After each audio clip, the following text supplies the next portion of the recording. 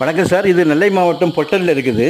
மொத்தம் இது வந்து மாநில நெடுஞ்சாலையிலிருந்து, அதாவது பாபநாசம் செங்கோட்டை போடிய மாநில நெடுஞ்சாலையிலிருந்து சுமாராக 7வது கிலோமீட்டரில் வண்டலாறு டேம்னு சொல்லுவாங்க. ஒரு நீர்த்தேக்கம், ஒரு டேம் இருக்குது பக்கத்தில்.